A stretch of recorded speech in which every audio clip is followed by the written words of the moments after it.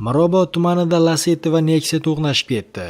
7-avgust chorshanba kuni soat 23:55larda Mirobod tumani Sarako'l va Yangi Zamon ko'chalari chorrahasida yo'l transport hodisasi ro'y berdi, deya xabar berdi Toshkent shahar Ichki ishlar boshqarmasi.